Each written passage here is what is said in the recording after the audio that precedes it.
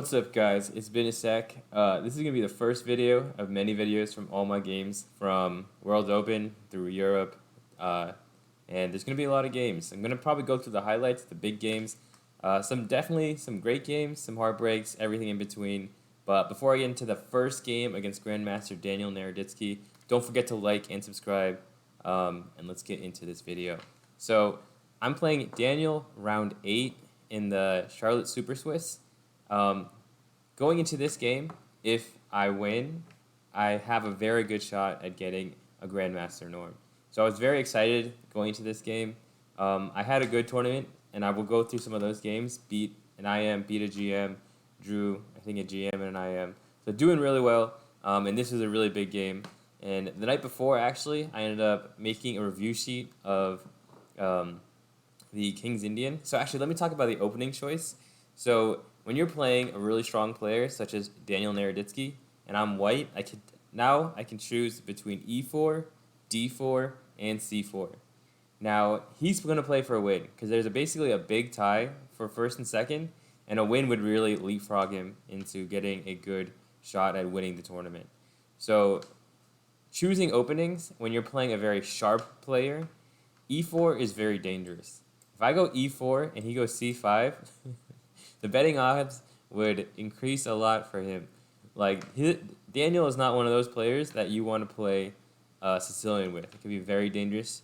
And now that I have the choice, now that I am a complete martial artist, I can choose between my weapons and which one best suits the situation. So that is a good thing about growing as a chess player and having different options.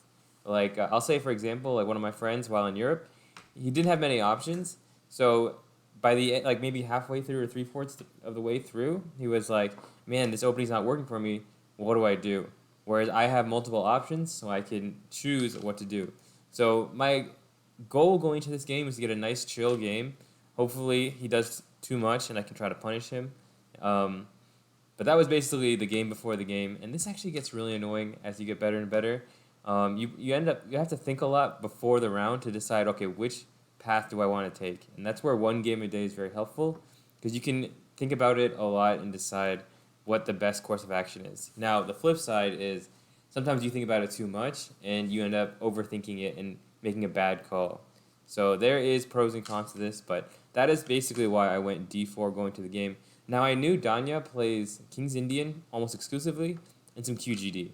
So QGD would be pretty drawish, and knowing that he wants to play for the win and he's a King's Indian expert, I decided to go d4, knowing it's probably going to be a King's Indian. So we get the beloved Smyslov system. Now here he did play it a little bit different. He went for e5 and putting the bishop on e7. Now part of me wanted to change plans, try to do something else, because I wasn't sure what he did or if he had prepared something for me. But this is another big thing that is important. When you have a plan, when you have a game script, I actually talked to my coach the night before and then morning of, and he said just stick to the script. So that's what I did, and it ended up, I think, paying off, at least in the opening phase of the game. So this is all pretty normal. So the bishop on e7, I wouldn't say is any better than the bishop on g7. I actually think it's easier for white to play. With the bishop on g7, the c5 break is more important. And with him going for c6, my idea here with the Smyslov system is just grab space and chill. So castle, and here's another thing. This is actually I think it's a Karpov quote. Like, when there's a queen here, put a rook on the same file. It just always ends up being a good thing. You get tactics, he has to worry about different knight b5, knight d5 ideas. Obviously here, no. But the rook on c1 is always going to be useful. So rook c1, rook e8, and then here I go h3. The idea behind h3 is I want to now save my bishop. Because if I don't, he does have ideas of h6, g5, and knight h5, and then he can grab the dark square bishop. Now he does open up his king. But remember, the idea in this position is control. And that is another big Kramnik concept that you'll see throughout the summer that I really incorporated. So h3, bishop h4, and bishop g3. So now my bishop is safe, I have pressure, and now it's time to start expanding on the queen side. So bishop f5, and now I go b4. So this is another theme that you're going to see a lot through Europe that I learned, is take space, and especially push these pawns. Now, I wasn't quite versed in the a4, a5 ways yet. You'll see videos of that later on. But just grabbing space for an endgame, like if this pawn let's say, if this pawn comes here, for example, and he doesn't take it, in the endgame, this can become very useful because it's just so close to queening. Now he has to really respect this pawn. So that is the idea of grabbing space and kind of just chilling, just thinking about control and not doing too much. So here, okay, queen b3. So here the computer wants to go a4. I think it's all player's choice at this point. There's no rush to do anything. Queen b3 is fine. a3, and then here is when I think I start going, no, first one more preparatory move. Remember, this is very important. When you're thinking control, when you're playing Kramnik style chess, you want to completely develop, finish all the work at home, and then you go to war. Like another, there's this UFC fighter called Jorge Masvidal, and he says, if I have 2 hours before a fight, I spend 1 hour sharpening my tools. So that is kind of what the idea is in this position. Finish sharpening the tools. Now everybody is pretty much in play, ready for battle. So he goes knight e4, take, knight d2, and here I seize the opportunity to really get a nice space advantage. Now b5 I think is okay, but knight d2 I like because after this, I get e4 and I get d5 in. So now I have full center and nice bishops, and I'm ready to start poking and prodding over here. So take on c6, and now b5. And the nice thing about b5 is this is going to always be a protected pass pawn. And remember, when you're playing on the queen side, pass pawns are very important. So here's actually an idea. When you're playing on the queen side as opposed to the king side. So when you're playing on the king side, you're trying to checkmate your opponent. You're trying to get rid of these pawns, and you're trying to go all in and check and sack pieces and checkmate. When you're playing on the queen side, a big idea is you want to push these pawns and try to win an endgame, make a weakness, trade pieces, and go to a good endgame because I have this nice space advantage. So here, I was really hoping he wouldn't go a4. Like let's say, for example, he goes like rook b8. Now here I can go a4 myself, and now this is a very strong pawn. This will always be here. If he takes this way, for example, you can already see the computer loves this for white. And endgames are going to be amazing. I have all these squares, and he has his d6 weakness. This f8 bishop is very Roy Lopez-esque. You see this a lot in some closed Roys with the bishop on f8 and the pawn on d6. So he's wise to that. He goes a4 to prevent me cementing in my strong pawns. So rook b8, knight b1. So knight b1, the idea is I'm trying to reroute, and I'm trying to poke this pawn. Now another thing that is behind the knight going to b1 is at some point he's going to take here. And the knight on c3 will support this, and it will have the d5 squared outpost on, shutting in this bishop and potentially invading with the c7 square. So here, knight b1, bishop f4. So here, take. I do give up the dark square bishop, but I don't think I had a huge... I could go bishop f1, but I figured he was going to reroute something like this. So I can just take here. The pawns are weak, nothing to worry about yet. Knight c3, bishop e7. Now here... is the crazy move c5 that I missed. So c5 has this really cool idea. If take, I go b6. So if rook takes b6, for example, I have rook takes d7, deflecting the queen and winning a piece, which would have been lights out. Now b6 does get kind of wild. He doesn't have to take. He can go queen b7. I can take here, and then this gets a pretty interesting position. Like the big thing that I missed was, of course, b6 and the rook sack. But the reason why this endgame is so good is it's same color bishops, and I have this very strong pass pawn. And remember, when you're playing on the queen side, you want to break through for the endgame. And same color bishops are very similar to king and pawn endgames, where if you're up a pawn or two, like opposite color bishops are very drawish. Same color bishops, even if you're equal pawns or up a pawn, it's easier to convert. Like you can definitely convert these positions. So I missed the c5 b6 thrust, and once again, this is very early on in my experience with these positions, and that is why it's very important to play positions again and again and again, because now you become a master and you know all the ideas. So next time, I will be aware of this and be looking for these pawn breaks that kind of look crazy, but actually, like, if you calculate them, you can get very big rewards. So queen c2, computer wasn't a big fan of. He goes bishop f6. So here I take, and basically, I have this idea. So I'm going to either win this pawn, or if he takes here, like this position, for example, I can only win. Like, it's opposite color bishops. I have the pass pawn, and he has the weaknesses. And the great thing about playing someone a lot higher rated than you is you can always threaten draws. Like here, it's almost impossible for black to win, and I'm the one pushing. which is the opposite of what he wants. He wants at least to be the one pushing, and he can't lose. So he basically has to avoid this variation because if he goes into it, he can't win, and I have the winning chances. So here is where it gets a little bit, I have to make some risky decisions. So he goes queen e7, playing for the win. Knight takes d6 was very scary. His pieces start coming in, and the bishops can really start flexing. So once again, I am trying to keep it simple. So I take on a4. Now, something to know is the less pawns on the board, the easier it's going to be to hold or to win or, I guess, to draw. And with each pawn I take off, his winning chances become less and less. If you keep pawns on the board, if they have some sequence, they have more pawns to work with and to punish you. So he goes bishop takes e4, knight takes d6, rook a8, queen b4, rook b8, and here's where I play queen e1, just the chill move. Now, something I was really considering here was knight b5, and I do lose an exchange here, but I have these beautiful connected pass pawns. And I was very, very close to pulling the trigger here. The computer actually does like this for white, but practically this gives black a lot of winning chances as well.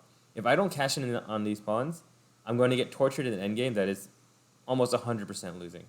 Like if these two pawns are gone, I can't hold 3 on 4 down in exchange. And if I lose one, then the other one's going to come real fast. Now here I can go knight, like this is the computer variation, something like this. And the reason why this is scary for me is his king's going to rush in, and if these pawns get fixed, eventually they're going to become targets. So in my mind, this connected pass pawns, it's either winning or it's losing. It's going to be very hard to draw if it doesn't win. So instead, I go for the nice, easy queen e1, putting him in a line of fire here. And remember, I'm up material. I can give back some pawns to make my life easy. So he goes bishop b2, bishop f3, take on c1, take on e4. In my head, so I knew a couple of things. I knew I was going to get my exchange back, or I get 2 pieces for a rook. I actually thought I also had bishop h7 check as a threat. But let's say, for example, he does take on a3. If I go bishop h7 check here, he doesn't take the bishop. He goes king f8, and now the queen is not hanging. So that was something that I had to roll with the punches at. Now here is the critical moment. So I go knight f5, queen c5, and in my head, I'm like, rook takes c1. I'm pretty sure is winning. But the problem is, after here and rook e8, which is I was more worried about, I thought the coordination was really weird for white here. If I lose one of these pieces, I mean, I could try to hold if I keep the bishop, but it's going to be very dangerous and double-edged. And not even double-edged, I'm probably losing if I do lose these. Now, the reason why this is okay is I can go rook d1, and now he can't push the knight, because I have knight takes h6, let's say like king g7, and I have this tactic, knight takes f7. Very, very spicy. Because if he takes here, I have bishop g6, and now I win this, and then I win everything. So that is kind of what I missed. And I was kind of just nervous. And Daniel's 2600, so he had the 2600 trust that I was like, I mean, I think he sees something. Like, there's no way I'm just winning here. So I can't do this. So that would have been winning. And looking back, that is a very heartbreaking moment when you look in retrospect from the whole summer. If I had won this game, this would have been huge. Like, one of the greatest wins of my life. And it would have given me a really good shot at not only getting a GM norm, but also winning first place or second place in this tournament, which would have been pretty good money on top. So instead, I go bishop d5, and I'm like, okay, I have a lot of activity. I have threats. Like, I can beat down an exchange for a pawn, but probably easily draw this with some attacking ideas. And the attacking idea I had here, which was very nice, is knight e7 check. King f8 is forced. If he goes king h8, I'm going to take on f7, and then there's knight g6 check, queen e4. The light squares are really weak, and he really doesn't have anything immediate here. He basically needs to get to an endgame and try to grind this position. But meanwhile, his king is in really, really bad shape. So knight e7 check, king f8, and this is kind of the idea and why I went for this variation. I have knight g6 check. Now, if he takes this, queen e6 is just game over. He's going to have to give back something big, and then basically I get to torture him for the rest of the game, and most likely I'm going to win this position. So he can't take, and I go knight g6, knight e7, and I have a draw. Now here, and this was kind of something people asked me about after the game. After the game ended, we drew, and I asked them, like, does this work by any chance? And the answer is no. He just has a lot of pieces covering. I was like, okay, maybe I have something here and here, but I forgot that he just has bishop f6 and he holds. But on the board, it looked like I went bishop takes f7 and we took a draw, which was not the case. We were just analyzing that, and that is why this was the end position. Because if I did play bishop f7, I'm just completely losing. But no, I was not too greedy. I was okay with a draw, and we just repeated and we took a draw here. Now in retrospect, obviously a draw against Danya is good. That's a great result, but the valuable lesson here is just because they're 2600, they're Magnus, they're strong players, they do make mistakes. They do have oversights, especially when they're pushing too hard to win. And that was the case in this position. He clearly, there were draws before. He could have gone into these slightly worse endgames or these equal endgames, but he was trying to win this game. And when people do that, they make oversights or they make over-evaluations. And this is something I am very guilty of as well. I've done this time and time again. And this opportunity to beat a very strong player would have been really, really nice. And unfortunately, it was a draw. You guys will see more games from the tournament for sure. But this was my game against Grandmaster Daniel Naroditsky, very strong player. And I was this close to getting the win. Now, of course, I'll just recap or show real fast. Rook takes c1, rook e8, and rook d1. Of course, this is not just game over. I still have to do some work. And we were starting to get in some time pressure. Not like serious time pressure, but low enough on time where I still have to finish off this game. It's not like this is game over. Now, +4 is +4. That's pretty significant, I would say. But that being said, I wish I had played this. So hope you guys were entertained with a very entertaining matchup and honestly a really cool game. Happy that I could not have to play e4 and I could go into something that was more on my terms and I can get a very nice controlled Kramnik-esque game. So hope you guys are entertained once again and many more videos to come. I've got a lot of videos, a lot of Grandmaster games that I will be going through in the next couple weeks. So peace.